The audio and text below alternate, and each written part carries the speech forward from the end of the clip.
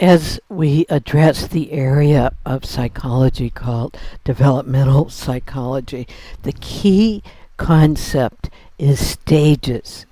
What stages do we go through as an individual in our physical development, in our cognitive development, and in our social emotional development?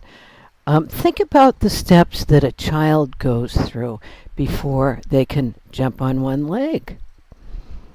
First they have to turn over in bed, the little infant.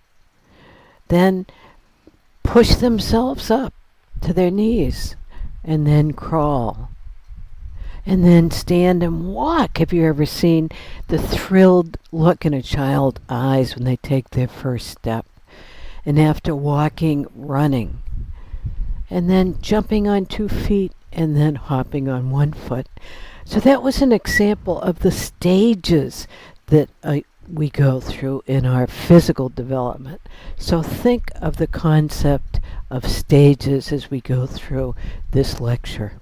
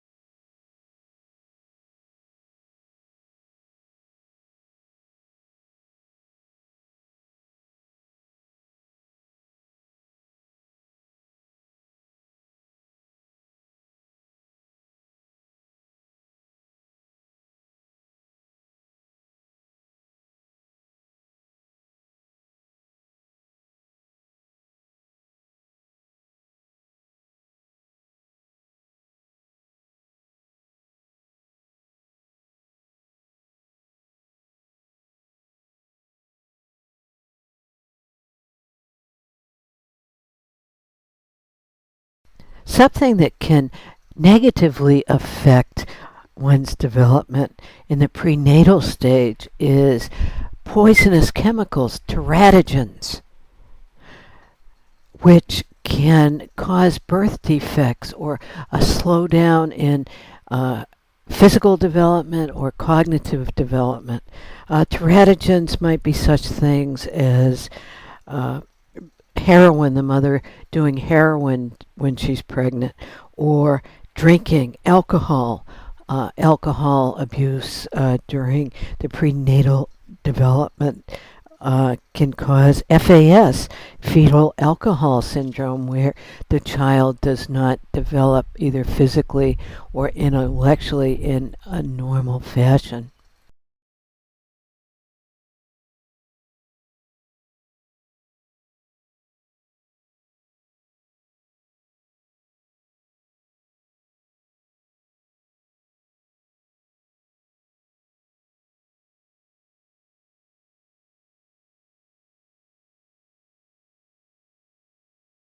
Perhaps one of the most influential psychologists in terms of cognitive development or intellectual development is Jean Piaget, a Frenchman. And Jean Piaget said that children use schemas, schemas, which are frameworks of information. And he talked about 4 different stages that a person goes through in terms of their cognitive or intellectual development.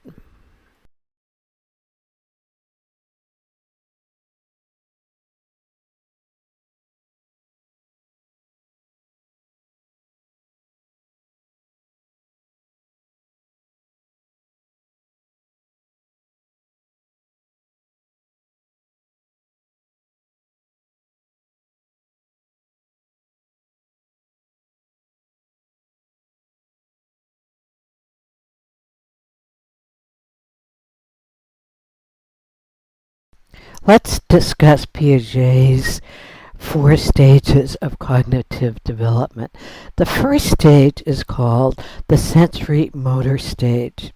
And here the infant learns through their senses, through touch and smell and etc., as well as motor activity, movement. One of the things that they must establish during the sensory motor stage is object permanence. Does an object exist even if you can't see it? So think about peekaboo, that game that we play with kids, and how they'll giggle when you reappear. They're learning object permanence. Does the person exist even when he or she disappears?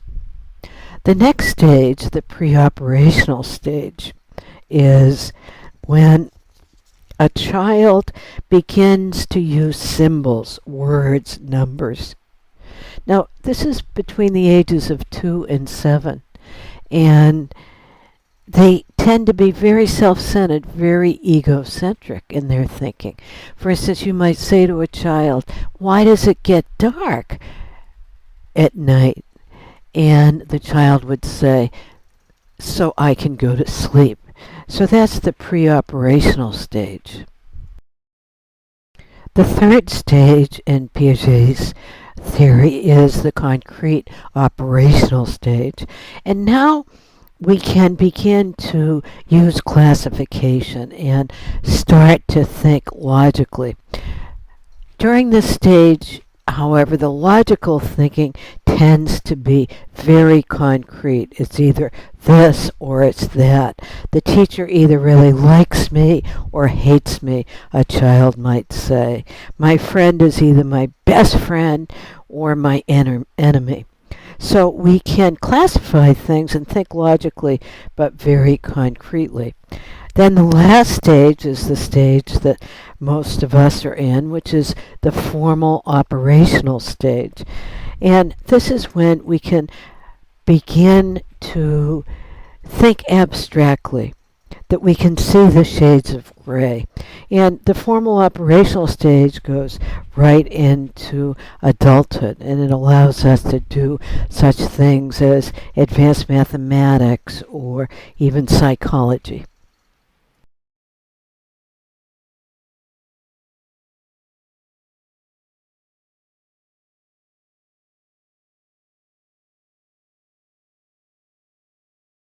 Next, let's talk about Erik Erikson. Actually, he ended up living right here in Harwich on the Cape before he died. In '94, he was a professor at Harvard, and he developed a theory of social emotional development. And he kind of expands on Freud's theory. And he suggests that we have 8 psychosocial stages of development that we must go through and resolve. Otherwise, we'd get stuck in that stage, very similar to what Freud talked about as fixated in a stage.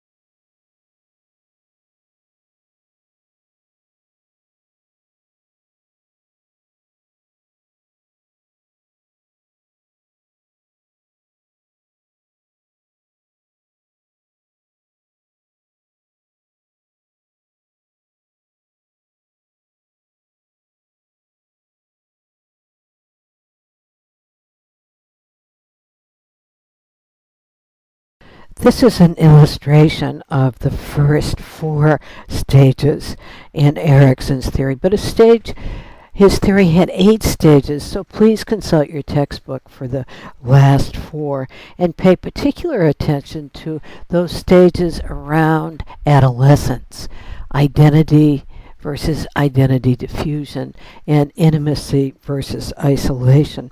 You know, Erickson really expanded Freud's theory in that he looked at development throughout the lifespan.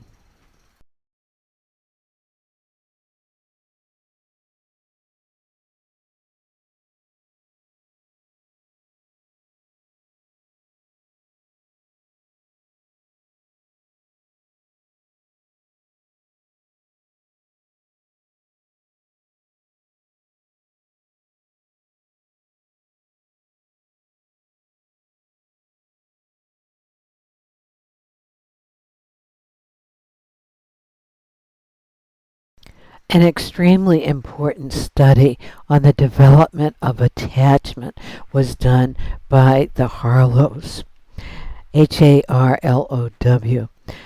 Attachment is that close emotional bond between an infant and a caregiver, and we all need to have at least one secure attachment to develop in a healthy way. Well, the study looked at rhesus monkeys, which are the closest to human infants, and it gave them the choice of two substitute mothers. One was a wire figure that had lots of food, a bottle attached to it, and the other substitute mother was like a teddy bear. It was a surrogate or substitute mother that was very comfortable to touch. And what the Harlows found was that the monkeys would hang around with the comfortable, cuddly mother, and only when they were starving go over for the food.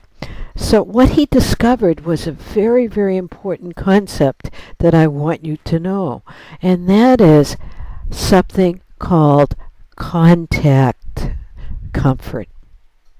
And he found that contact comfort, that is, touching, we all need to be touched and held, is critical to the healthy development of attachment. You know, psychologists have looked at so many types of development. Next, moral development.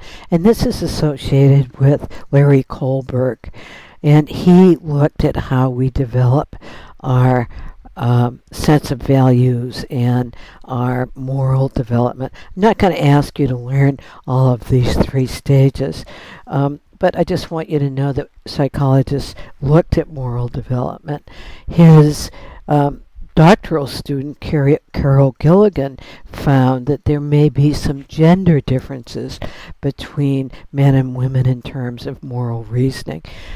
Perhaps men focus more on the rights of the individual, and women perhaps focus more on interpersonal issues like the connectedness or relationship with people in making moral decisions.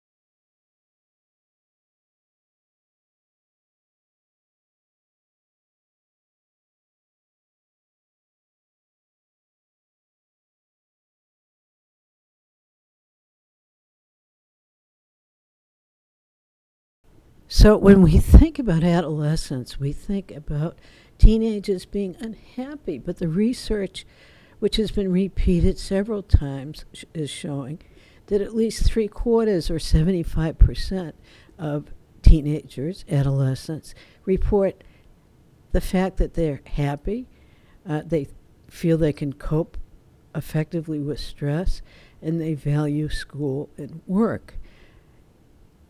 The big developmental task in adolescence is to begin, and this is an ongoing process, but to begin to ask the question of yourself, who am I?